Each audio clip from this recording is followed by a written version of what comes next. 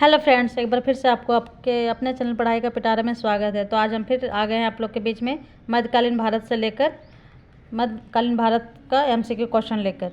तो चलिए हम लोग क्लास देखते हैं। अगर आप हमारे चैनल में नए हैं तो प्लीज़ चैनल को विजिट करिए और सेशन अगर पसंद आता हो तो लाइक शेयर एंड सब्सक्राइब कर लीजिए ताकि आपको आगे आने वाले वीडियो के बारे में नोटिफिकेशन मिलती रहे।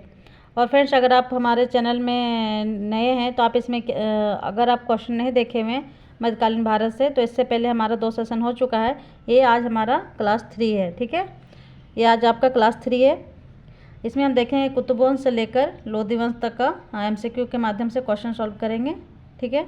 तो चलिए हम क्वेश्चन की ओर बढ़ते हैं और आप लोग चैनल को प्लीज़ लाइक कर लीजिए ताकि आप हमको भी आप लोग की तरफ से कोई फीडबैक मिलते रहे। और अगर कुछ भी क्वेरी हो आपका तो आप हमारे कमेंट में डाल दीजिए, हम उसको ज़रूर आपको बताएंगे। और आप हमारे से अगर एनसीईआरटी पढ़ना चाहते हैं तो उसके लिए भी कमेंट करें।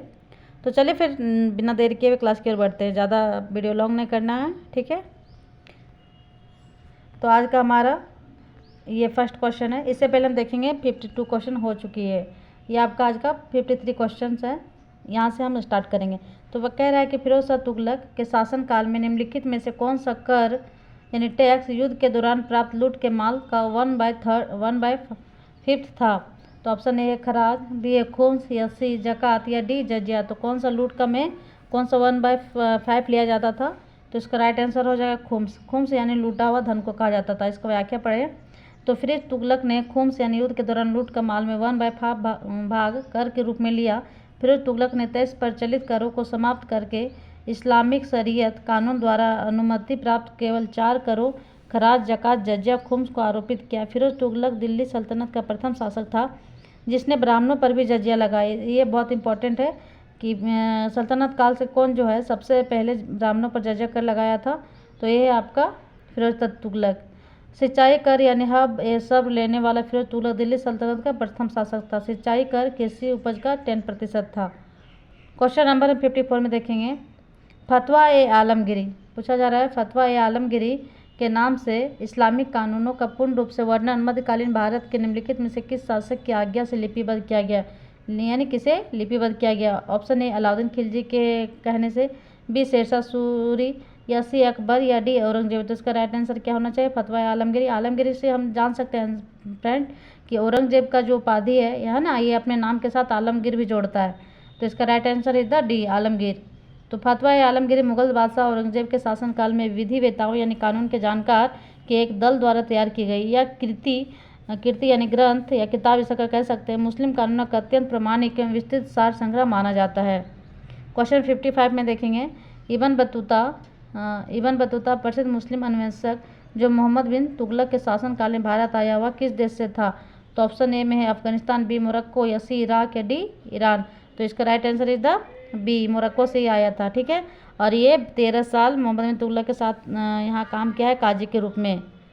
क्वेश्चन इसका अगर एक्सप्लेनेशन पढ़िए तो कह रहा है कि मोहम्मद बिन तुगलक के शासनकाल में 1333 ईस्वी में अफ्रीकी यात्री इब्न बतूता भारत आया था। इब्न बतूता मूल रूप से अफ्रीकी देश मोरक्को का निवासी था। सुल्तान ने इसे यानी मोहम्मद बिन तुगलक ने इसे दिल्ली का काजी नियुक्त किया। 1349 ईस्वी में इब्न बतूता सुल्तान के राजदूत की हैसियत से चीन का शासक तोगन तिमूर के दरबार में गया। यानी हम देख सकते हैं कि ये जो है चीन के शासक तोगन के यहाँ जाते, तोगन तिमूर के यहाँ, जो कि मोहम्मद बिन तुगलक के द्वारा भेजा जाता है दूत के रूप में। और ये भारत आते हैं 1333 ईस्वी में। इस यात्री ने मोहम्मद तुगलक के समय की घटनाओं का अपनी पुस्तक रेहला यानी इसका इंपॉर्टेंट बुक है आपका रेहला में वर्णन किया है। तो पूछा जाता है फ्रेंड्स ऑब्जेक्टिव में कि इब्न बतूता के पुस्तक या ग्रंथ का क्या नाम है, तो हम रेहला के नाम से जानते हैं। क्वेश्चन नंबर 56 की ओर बढ़िए। जौनपुर में सरकी राज का स्थापित किया था किसने, यानी सरकी राज का स्थापित किसने किए थे जौनपुर अटाला में? तो ऑप्शन ए में ऑप्शन ए है आपका अहमदुल्ला मोहम्मद शाह ने, बी है अबू बकर शाह ने, या सी मलिक सरोवर, या डी मलिक मुबारक ने। तो इसका राइट आंसर सी हो जाएगा। मलिक सरोवर ने जौनपुर में सरकी राज की स्थापना की थी। इसका एक्सप्लेनेशन पढ़िए। फिरोज तुगलक ने अपने चचेरे भाई जौना खां यानी मोहम्मद बिन तुगलक की मुख्य स्मृति में गोमती नदी के तट पर जौनपुर नगर की नींव रखी। 1394 ईस्वी में नसरुद्दीन महमूद ने अपने एक दास मलिक सरवर ख्वाजा जहां को मलिक उस सर्क यानी पूर्व का स्वामी की उपाधि सहित प्रशासन करने के लिए जौनपुर भेजा। उसने दिल्ली पर हुए तैमूर के आक्रमण के कारण पर्याप्त अस्थिरता का लाभ उठाकर जौनपुर में सरकी वंश की नींव डाली। इस सल्तनत का क्षेत्र उत्तर प्रदेश के अलीगढ़ से उत्तरी बिहार के दरभंगा तक और उत्तर नेपाल की सीमा से दक्षिण में बुंदेलखंड तक था। अंततः दिल्ली के सुल्तान लोधी वंश ने जौनपुर को जीत लिया और सरकी सल्तनत को दिल्ली सल्तनत में मिला लिया।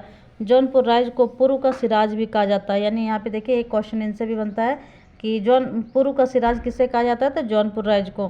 क्वेश्चन नंबर 57 में हम देखेंगे, मध्यकालीन भारत में पहली बार गैर मुस्लिमों को सरकारी नौकरियों में प्रवेश मिला था। यानी गैर मुस्लिमों को, जो मुस्लिम नहीं थे, उसको भी मध्यकालीन भारत में नौकरियां मिली थी।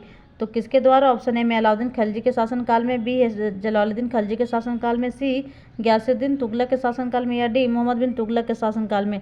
तो इसमें इसका right answer is the D, Muhammad bin Tughlaq के शासनकाल में हम देखेंगे मध्यकालीन भारत में यानी सल्तनत काल में पहली बार क्या हुआ था, गैर मुस्लिमों को भी सरकारी नौकरियों में प्रवेश मिला था। इसका एक्सप्लेनेशन पढ़ेंगे। मोहम्मद बिन तुगलक 1325 ईस्वी में दिल्ली सल्तनत की गद्दी पर बैठा हुआ एक आकर्षक परंतु विवादित व्यक्ति का मालिक था। वह तर्क, दर्शन, खगोल विज्ञान, गणित आदि विषयों में दक्ष था। साथ ही वह धार्मिक रूप से सहिष्णु भी था। मोरक्को से आए इब्न बतूता ने रहला में उसका एक विस्तृत वर्णन किया है। उसके अनुसार राजा प्रशासन में उच्च व निष्पक्ष सोच से कार्य करता था, अतः उसने प्रशासन को बेहतर ढंग से संचालित करने के लिए योग्य हिंदुओं व गैर मुस्लिमों को भी सरकारी नौकरी में स्थान दिया। यानी हम यहाँ देख सकते हैं कि इसने मुस्लिमों के साथ साथ हिंदुओं को भी बढ़ावा दिया था। इस नीति से उसने तुर्कों की जातीय उच्चता की भावना की चोट पहुँचाई। इससे क्या होगा कि इनके जो दरबार में तुर्कों का जो गुट था उसको यहाँ पे ठेस पहुँचने लगता है ना। क्योंकि आप हिंदुओं को यहाँ पे क्यों सरकारी नौकरी में रख रहे हैं, इसकी वजह से। क्वेश्चन नंबर 58 में हम देखेंगे, निम्नलिखित दिल्ली सुल्तानों में से किसने सांकेतिक मुद्रा साइन लैंग्वेज में मुद्रा प्रारंभ की थी? निम्नलिखित दिल्ली सुल्तानों में किसने सांकेतिक मुद्रा, जैसे हम अभी कह सकते हैं कागज़ वाला जो भी हम लोग का पेपर का जो नोट चलता है ना, उस तरह से साइन लैंग्वेज का चलाया था। तो ऑप्शन ए में इल्तुतमिश, बी अलाउद्दीन खिलजी, सी मोहम्मद बिन तुगलक, या डी सिकंदर लोदी।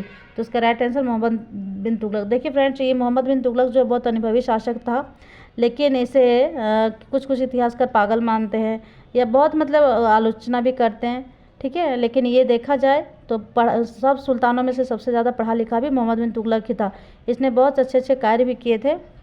तो चलिए इसका एक्सप्लेनेशन पढ़िए। गयासुद्दीन तुगलक, एक मिनट, गयासुद्दीन तुगलक की मृत्यु के बाद उलुग खां यानी जौना खां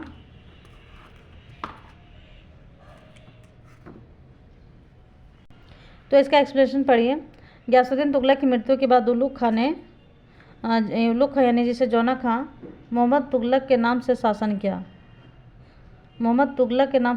किया। इनके शासनकाल के दो महत्वपूर्ण स्रोत है, तारीख फिरोज शाही जो बर्नी के द्वारा लिखा गया, दूसरा रहला जो इब्न बतूता द्वारा लिखा गया। इन्होंने चांदी के सिक्के के स्थान पर कांसे का सिक्का जारी करवाया तथा उसका प्रचलन चांदी के सिक्के की भांति यानी प्रतीक मुद्रा के रूप में करवाया। इस सांकेतिक मुद्रा का प्रचलन अत्यधिक विशाल सेना रखने के उद्देश्य से किया गया, क्योंकि लगातार दूसरे राज्यों को जीतने की सुल्तान की योजना रहती थी। उस समय सोने व चांदी के सिक्के कम होने के कारण इस प्रकार के सिक्के को जारी किया गया था।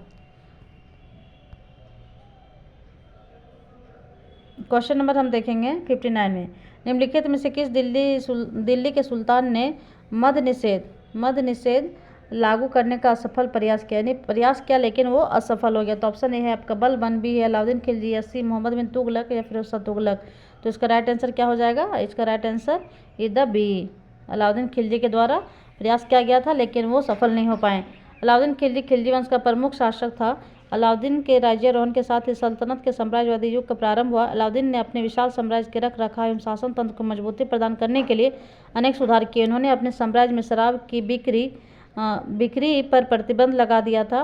अपने अधिकारियों को जनता के बीच मद्य निषेध की घोषणा करवाई। सुल्तान ने स्वयं भी शराब पीना छोड़ दिया था, परंतु उनके द्वारा लागू किए गए मद्य निषेध कानून पूरी तरह असफल रहा। ठीक है, अब ये हमारा था 59 क्वेश्चन और क्वेश्चन नंबर। तो ये आपका देखिए 60 क्वेश्चन है। दिल्ली के किस सुल्तान ने सर्वाधिक मंगोल आक्रमणों का सामना किया? तो सबसे ज़्यादा किसके समय में मंगोल आक्रमण हुआ था? तो ऑप्शन ए इल्तुतमिश, बी में है बलबंसी, अलाउद्दीन खिलजी, या डी मोहम्मद बिन तुगलक। तो इसका राइट आंसर क्या हो जाएगा? अलाउद्दीन खिलजी। इसका व्याख्या देखते हैं। सर्वाधिक मंगोल आक्रमण अलाउद्दीन खिलजी के समय हुए, यानी कुल कितने हुए हैं? टोटल 6 हुए हैं। उसके समय पहला मंगोल आक्रमण कादर खां के नेतृत्व में 1296 ईस्वी में, यानी कादर खां के नेतृत्व में 1296 ईस्वी में हुआ था। क्वेश्चन नंबर 61 में देखेंगे, दिल्ली के किस सुल्तान ने चांदी का टंका तथा तांबे का जीतल मौलिक सिक्कों के रूप में प्रचलित किया था? तो किसने किया था? तो ऑप्शन ए में इल्तुतमिश, बी अलाउद्दीन खिलजी, मोहम्मद बिन तुगलक या डी फिरोज शाह तुगलक। तो इसका राइट आंसर क्या हो जाएगा? राइट आंसर इज द ए, इल्तुतमिश ने। इल्तुतमिश के द्वारा हम देखते हैं कि चांदी का टक्का और तांबे का जीतल सिक्का ढाला गया था। तो एक्सप्लेनेशन की बात करें, इल्तुतमिश को दिल्ली सल्तनत का पहला वास्तविक सुल्तान माना जाता है, जिसने सुल्तान पद की स्वीकृति किसी गौर के शासक से नहीं बल्कि खलीफा से प्राप्त की थी। यह इलबरी जन जातीय तुर्क था। उसने सर्वप्रथम लाहौर की जगह दिल्ली को राजधानी बनाया। यानी हम देखेंगे दिल्ली को राजधानी बनाने वाले कौन थे? दिल्ली को राजधानी बनाने वाले इल्तुतमिश। इसने शुद्ध अरबी पद्धति पर आधारित दिल्ली सल्तनत के 2 प्रमुख सिक्कों चांदी का टक्का और तांबे का जीतल प्रचलित करवाया था। तो सिक्कों पर टकसाल का नाम, यहाँ हम देखेंगे टकसाल जहाँ पे ढाला जा रहा है वहाँ का नाम लिखवाने की परंपरा शुरू की थी। किसने? इल्तुतमिश ने। क्वेश्चन नंबर 62 में देखेंगे, कृषकों के कल्याण के लिए किस मध्यकालीन भारतीय शासक ने पट्टा एवं कबूलियत की व्यवस्था प्रारंभ की थी? तो ऑप्शन ए आपका अलाउद्दीन खिलजी ने, बी मोहम्मद बिन तुगलक या सी सिकंदर लोदी या डी शेरशाह। तो यहाँ पे हम देखेंगे पट्टा और कबूलियत मध्यकालीन भारत में कौन आएंगे? मध्यकालीन भारत यानी हम देखेंगे तो इसका राइट आंसर इतना हो जाएगा शेरशाह सूरी ने, जिसे हम शेर खां के नाम से भी जाना जाता है। तो इसके व्याख्या की बात करें तो शेर खां, जिसे हम शेरशाह सूरी कहते हैं, दिल्ली पर राज करने वाले द्वितीय अफगान वंश है ना, द्वितीय अफगान वंश। पहला अफगान वंश कौन था? तो लोदी वंश था। ठीक है, का संस्थापक था। शेरशाह के प्रशासनिक सुधार दूरगामी परिणाम सिद्ध हुए। इनके शासन प्रबंध की जानकारी अब्बास का शरवानी की पुस्तक तारीख शेरशाही से मिलती है। शेरशाह ने सरकार तथा कृषकों के मध्य प्रत्यक्ष संबंध स्थापित करने के उद्देश्य से पट्टा, जो अभी के समय में हम देखते हैं कि किसानों के पास पट्टा होता है ना, एवं कबूलियत की व्यवस्था प्रारंभ की। पट्टा सरकार द्वारा किसानों को दिया जाता था, जिसमें निर्धारित लगान का ब्यौरा होता था। किसान कबूलियत पत्र द्वारा इन्हें स्वीकार करता था। क्वेश्चन नंबर 63 में देखेंगे, निम्नलिखित युग्मों में से कौन सा एक सुमेलित है, यानी कौन सही है? ऑप्शन ए इब्न बतूता का किताबुल रहला, जियाउद्दीन बर्नी का तबकात नासिरी, या सी अबुल फजल का मुंतका तवारिक, या डी दारासिको का शाहजहांनामा। तो यहाँ पे कौन सही है? तो इनमें से अगर हम देखा जाए तो सिर्फ एक सही है, इब्न बतूता का किताबुल रहला सही है। तो राइट आंसर इज द ए किताब। तो इसका व्याख्या देखेंगे, इब्न बतूता ने किताबुल रहला लिखा जो कि सुमेलित है, कि मिनहाज ने तबकात नासिरी, यानी तबकात नासिरी किसका? मिनहाज का बदायूं का है। बदायूं ने मुंतखाब उत तवारिक, यानी यहाँ पे अबुल फजल का नहीं है, मुंतखाब उत तवारिक किसका? बदायूनी का है। और इनायत खान ने शाहजहांनामा लिखा है, जबकि दारासिको ने नहीं लिखा है। यह था हमारा 63 क्वेश्चन। अब 64 की ओर बढ़िए। किस लेखक ने पुलकेशिन द्वितीय एवं खुसरो द्वितीय के बीच संबंधों की जानकारी दी है? पुलकेशिन द्वितीय यानी हम यहाँ पे देखेंगे पूर्व मध्यकाल से पहले का है, और खुसरो द्वितीय के बीच संबंधों की जानकारी बताया है। तो ऑप्शन ए अलबरूनी का, या तबरी, या सी तारानाथ, या उपरोक्त में से कोई नहीं। तो इसका राइट आंसर क्या हो जाएगा? Tabari. Right answer is the B. तो व्याख्या देखते हैं, तबरी जो है अबू जाफर मोहम्मद इब्न जरी उत तबरी 839 से 923 ईस्वी एक महान अरब इतिहासकार और इस्लाम धर्मशास्त्री था। उसकी प्रमुख रचना तारिक अल रसूल वल मुल्क नामक विश्व का इतिहास है, जो 30,000 कागज़ की तख्तियों पर लिखा गया। बताइए कितना बड़ा है यहाँ पे, 30,000 कागज़ की तख्तियों पर लिखा गया। इसी नहीं चालुक्य शासन पुलकेशिन द्वितीय एवं खुसरो द्वितीय के बीच संबंधों की जानकारी दी है। यानी पूछा जाएगा कि चालुक्य शासक पुलकेशिन द्वितीय एवं खुसरो द्वितीय के बीच के संबंधों की जानकारी कौन देता है? तो तबरी देता है ना। मुरुजुल जहाब का लेखक कौन था? मुरुजुल जहाब का लेखक कौन था? Option A Al Masudi, B Sulaiman, C Al Baladhuri, या डी अलबरूनी। तो इसका राइट आंसर अल मसूदी हो जाएगा, ऑप्शन ए। व्याख्या देखते हैं, मुरुजुल जहाब का लेखक अल मसूदी था, जबकि अल बिलादुरी द्वारा रचित ग्रंथ फुतूल बलिदान, जबकि अल बिलादुरी द्वारा रचित क्या है? फुतूहुल उल बलिदान है। अलबरूनी द्वारा लिखित ग्रंथ किताबुल हिंद है। इन सभी कृतियों में पूर्व मध्यकालीन भारत तथा सिंध पर अरब आक्रमणों का वृत्तांत मिलता है। अल मसूदी ने 922 ईस्वी में अपना पहला ऐतिहासिक संग्रह मुरुजुल उल जहाब या अल माअदीन जवाहर लिखा। क्वेश्चन नंबर 66 की हम देखेंगे, निम्न सुल्तानों में से किसने कृषि के पुनरुद्धार के लिए कृषकों को सरकारी खजाने से ऋण यानी सौंदर्य देने की प्रथा का प्रारंभ किया था? ऑप्शन ए बलबन, या बी अलाउद्दीन खिलजी, सी मोहम्मद बिन तुगलक, या डी फिरोज शाह तुगलक। तो इसका राइट आंसर क्या हो जाएगा? मोहम्मद बिन तुगलक ने। इसको पहले भी आप लोग को कई बार क्वेश्चन में आ चुका है कि पहले तकावी ऋण या सौंदर्य किसके द्वारा दिया गया था? मोहम्मद बिन तुगलक। इसकी व्याख्या पढ़े। कृषि के पुनरुद्धार के लिए कृषकों को सरकारी खजाने से ऋण देने की प्रथा का प्रचलन मोहम्मद बिन तुगलक ने किया, जिसे तकावी कहा जाता था। इसके लिए उसने नए विभाग या दीवान ए अमीर कोही की स्थापना की, अकाल राहत संहिता तैयार करवाई तथा सैकड़ों कुएं खुदवाए। अलाउद्दीन खिलजी ने बाजार नियंत्रण प्रणाली तथा फिरोज शाह तुगलक ने तालाबों का निर्माण कार्य करवाया था। यानी सबके अपना अपना अलग अलग विशेषता है। क्वेश्चन नंबर 67 की हम देखेंगे, निम्न में से किस सुल्तान ने शराब पीना, जुआ खेलना व भांग खाने का प्रतिबंध लगा दिया था? ऑप्शन ए इल्तुतमिश, बी है बलबन, या सी अलाउद्दीन खिलजी, या डी फिरोज शाह तुगलक। तो इसका राइट आंसर क्या हो जाएगा? सी, ऑप्शन नंबर सी। इसके पहले हम क्वेश्चन में देख चुके थे, है ना। तो इसका व्याख्या देखेंगे। अलाउद्दीन खिलजी ने विद्रोहों के उत्तरदायी कारणों के जानने के बाद निम्न चीज़ों को प्रतिबंध लगा दिया। यानी इनका मेन रीजन इसलिए था बंद लगाना क्योंकि ये जो अमीर लोग होते थे, उनके दरबारी लोग जो होते थे, एक जगह बैठने के बाद पीना खाना होता था, और इससे क्या होता था, आपस में ये विद्रोह कर देते थे। इस वजह से इन चीज़ों पे प्रतिबंध लगाया गया। और ये अभी के समय भी यही फैक्ट है कि जो ज़्यादा नशा में रहेगा या गंदी चीज़ों का लत रहेगा तो क्या होगा, उनका घर द्वार हो गया, या तो फिर बुरे संगत का असर पड़ता है ना। तो इसका राइट आंसर इधर सी, अलाउद्दीन खिलजी। इसका व्याख्या देखें। धनी व्यक्तियों की संपत्ति छीनना, गुप्तचर विभाग का गठन, अमीरों को मेल मिलाप व वैवाहिक संबंधों पर प्रतिबंध तथा मद्य निषेध को लागू करना, जिसके अंतर्गत शराब और भांग जैसे द्रव्यों का प्रयोग व जुआ खेलना बंद करा दिया। यह करने वाला दिल्ली का प्रथम सुल्तान था। दिल्ली का प्रथम सुल्तान कौन था? अलाउद्दीन खिलजी। सुल्तान इल्तुतमिश ने 40 गुलाम सरदारों के गुट अर्थात तुर्का ने चेलगानी का गठन किया था, जिसे भंग करने वाला कौन था? बताइए आप लोग कमेंट में इसको पहले हम लोग क्वेश्चन में से कर भी चुके हैं। क्वेश्चन नंबर 68 देखेंगे। अलाउद्दीन खिलजी ने मूल्य नियंत्रण संबंधी उपायों की देखभाल के लिए निम्न में से कौन से पदाधिकारियों की नियुक्ति की थी? तो मूल्य नियंत्रण संबंधी उपायों की देखभाल के लिए किसे नियुक्त किया था? तो ऑप्शन ए में शहनाए मंडी, दूसरा है बरीद और मुन्हिस, या तीसरा में सराय अदल।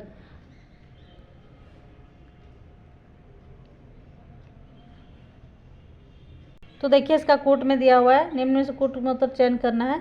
ए में 1 और 2, बी में 1 और 2, या सी में 2 और 3, या डी में 1, 2, 3। तो किसे बनाया गया था? तो इसका राइट आंसर 1 हो जाएगा ना, 1 और 2 को, शहनाए मंडी और आपका 1 और 2। अलाउद्दीन खिलजी दिल्ली का प्रथम सुल्तान था जिसने राशन व बाजार नियंत्रण प्रणाली, जिसे भी हम राशनिंग प्रणाली भी कहते हैं, नियम लागू किया था। शहनाए मंडी में सभी किसानों को पंजीकृत व्यापारी से ही अनाज खरीदना पड़ता था। शहनाए मंडी के पास वस्तुओं की दरों की तालिका रहती थी। सराय अदल इसके द्वारा स्थापित दूसरा बाजार यानी बदायूं द्वार के पास बनाया था, जिससे सरकारी सहायता प्राप्त होती थी। बरीद और मुन्हिस अलाउद्दीन के समय में स्थापित गुप्तचर अधिकारी थे। बरीद और मुन्हिस अलाउद्दीन के समय में क्या थे? गुप्तचर अधिकारी होते थे, जो बताते थे कि अगर कोई दुकान में कहीं कहीं जैसे होता है ना कि अलग अलग तराजू में, बट ये जो वजन करने वाला माप तोल करने वाला जो होता है, कहीं कहीं आपको 1 kg होगा, कहीं उससे से कुछ कम देखने को मिलेगा। तो उस समय अगर ये व्यवस्था होती थी अलाउद्दीन खिलजी के समय में, तो ऐसे अधिकारियों को बहुत कड़ा दंड दिया जाता था। जैसे आप हो गया हाथ काट लेना, उंगली काट लेना, इस तरह से का अधिकारी था। इसलिए हम देखेंगे उस समय इतना ज़्यादा चोरी वगैरह आपको या तो फिर ठगी वगैरह देखने को नहीं मिलता था। क्वेश्चन नंबर 69 की ओर हम बढ़ेंगे। निम्नलिखित में से सल्तनत काल में कौन सी नई फसल का प्रयोग में लाना प्रारंभ किया? निम्नलिखित में से सल्तनत काल में कौन सी नई फसल को प्रयोग में लाना प्रारंभ किया? ऑप्शन ए में पान, अफीम, या सी नील, या डी आम। तो यहाँ पे सल्तनत काल की बात की जा रही है, तो पान तो आपका नहीं होगा, पान आपका विजयनगर साम्राज्य का समय में आता है। तो इसका राइट आंसर इज द सी, नील। नील सल्तनत काल में शुरू की गई फसल है। पान का उद्भव स्थल मलाल द्वीप है, यानी पान का उद्भव जो हुआ है स्टार्टिंग मलाल द्वीप से हुआ। वेदों में भी पान के सेवन की पवित्रता का वर्णन है। क्वेश्चन नंबर 70 में हम देखेंगे। 1221 में जलालुद्दीन मंगबर ने भारत की उत्तर पश्चिमी सीमा पर धमका और सिंधु तक पहुंच गया। वह कौन था? ऑप्शन ए में ख्वारिज्म के शाह का पुत्र था, बी चंगेज खां का बड़े पुत्र था, या सी हजारा राजकुमार, या डी मध्य एशिया का शासक था। तो उसका राइट आंसर क्या हो जाएगा? ए, ख्वारिज्म शाह का पुत्र था, ख्वारिज्म शाह का पुत्र। इसका एक्सप्लेनेशन बात करें तो मंगोल नेता चंगेज खान ने 1221 में पर्शिया यानी ईरान के शासक जलालुद्दीन मोहम्मद ख्वारिज्म शाह का संपूर्ण साम्राज्य नष्ट कर दिया। ख्वारिज्म शाह स्वयं कैस्पियन समुद्र तट की ओर भाग गया और इसका ज्येष्ठ पुत्र जलालुद्दीन मंगबर ने सिंधु की ओर भागा था।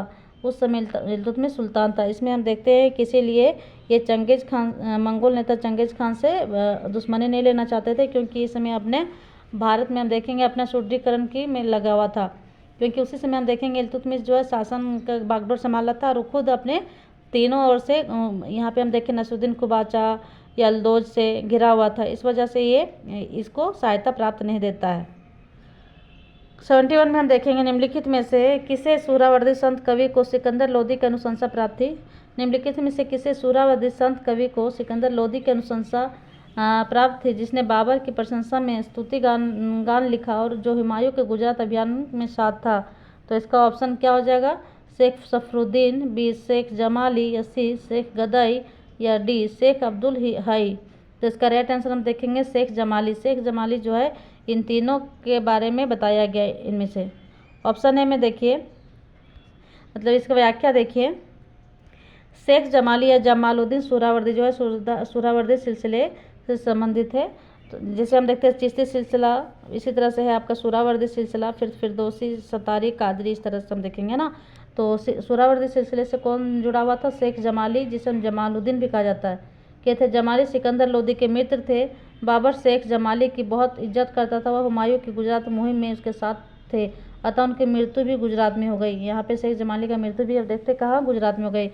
शेख गदई उनके पुत्र थे, जिन्हें बैरम खां के संरक्षण काल में अकबर ने सदर सुदूर पद पर नियुक्त किया था। क्वेश्चन 72 में देखेंगे, निम्न वक्तव्य पर विचार कीजिए। ऑप्शन ए कथन है तुर्कान ए चहलगामी इल्तुतमिश द्वारा स्थापित 40 तुर्की गुलाम अधिकारियों का समूह था, है ना। तो ये कथन सही बता रहा है। अब हम इसका कारण में देखेंगे। कारण कह रहा है शमसी गुलामों का एक ही मास्टर था और एक ही समूह। प्रत्येक ने यह घोषणा की कि मैं ही हूँ और मेरे अलावा कोई नहीं, और एक दूसरे को संबोधित किया कि तुम क्या हो जो मैं नहीं हूँ, और तुम क्या रहे हो जो मैं नहीं कर रहा हूँ। उपरोक्त के संबंध में इनसे कौन सा कथन सही है, तो बताइए कौन सा यहाँ पे सही है। कूट में दिया है ए आर दोनों सही है तथा आर सही तरह से ए की व्याख्या है। बी में है ए तथा आर दोनों सही है किंतु आर ए की सही व्याख्या नहीं है। सी ए सही है तथा आर गलत है, या डी ए गलत है तथा आर सही है। तो उसका राइट आंसर क्या हो जाएगा, ए हो जाएगा, है ना।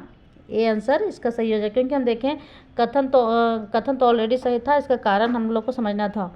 तो दिए गए कथन कारण दोनों सही है और व्याख्या भी। इल्तुतमिश ने 40 गुलाम सरदारों का एक संगठन बनाया जिसे तुर्काल ने चहलगामी कहा गया, जो उसके राज्य में महत्वपूर्ण पद नियुक्त किए गए थे। क्वेश्चन नंबर 73 की हम देखेंगे। क्वेश्चन नंबर 73 है, निम्नलिखित में से बलबन द्वारा अपनी सेना को पुनर्गठित करने के संबंध में कौन सा वक्तव्य सही है। कौन सा वक्तव्य पूछा जा रहा है, सही है। ऑप्शन ए में है बलबन ने सैनिकों की संख्या व उनके वेतन तथा परिलाभों में वृद्धि की। दूसरा में अपनी सेना को चुस्त दुरुस्त रखने के लिए उसने सेना को एक्सरसाइज के बारंबारता पर बल दिया। या 3 में है बलबन ने अपने सैन्य अभियानों को गुप्त रखा और अपने मालिकों को कूच करने से केवल एक रात पहले अपने सैन्य अभियानों की जानकारी देता है। नीचे दिए गए कूट से सही उत्तर का चयन कीजिए। तो इसका राइट आंसर क्या पूछा जाएगा यहाँ पे, इसका राइट आंसर तीनों हो जाएगा, 1 2 3। क्योंकि देखिए एक्सरसाइज करवा रहा है, तो यहाँ पे थोड़ी है कि हम सेना को बता के लेके जाएंगे तुमको कहाँ जाना पहले से। यहाँ पे सेना को तुरंत जब कहीं भी हमला होने को रहता था, आंदोलन करने को रहता था, आक्रमण करने को रहता था, तो तुरंत उसे जब जाना होता तो उसी टाइम बता दिया जाता था, है ना।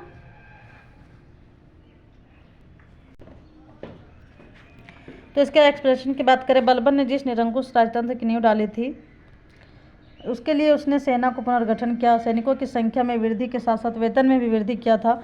उसने आरजे मुमालिक या दीवान आर्ज विभाग की सर्वप्रथम स्थापना की। इसकी सेना की अच्छी व्यवस्था के लिए इमादुल मुल्क को श्रेय दिया जाता है। इमादुल मुल्क इनके सेनापति होते हैं। क्वेश्चन नंबर 74 हम देखेंगे। फिरोज शाह तुगलक ने अपने कारखानों को निम्न में से किस वर्ग या किन वर्गों में विभाजित किया था। ऑप्शन ए रातिबी व गैर रातिबी में, दूसरा दैतराज व कुमाश, या 3 ओमिया व सालाना। तो इसका राइट आंसर क्या हो जाएगा, कोर्ट में दिया गया, कोर्ट में बताना।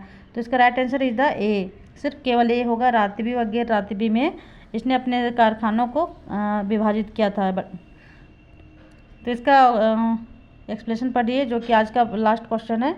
इसके बाद हम नेक्स्ट क्लास में फिर क्वेश्चन के ओर देखेंगे। फिरोज शाह तुगलक ने अपने कारखानों को रातिबी व गैर रातिबी वर्गों में विभाजित किया था। रातिबी के अंतर्गत इसको शासन का संरक्षण प्राप्त था तथा गैर रातिबी के अंतर्गत यह निजी स्वामित्व पर आधारित था।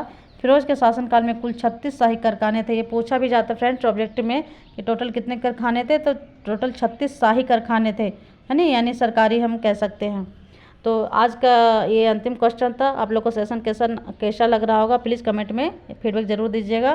तो मिलते हैं फिर नेक्स्ट सेशन के साथ। तब तक आप लोग मस्त रहिए, स्वस्थ रहिए और प्रैक्टिस करते रहिए, रिवाइज करते रहिए, क्योंकि अभी BPSC TRE 4 आने वाली है। और आप हमसे जुड़ के इसी तरह से आप अपना MCQ और MCQ के माध्यम से कॉन्सेप्ट बेस्ड क्वेश्चन करते रहिए। तो मिलते हैं फिर नेक्स्ट सेशन के साथ। तब तक के लिए धन्यवाद। Thanks for watching this video.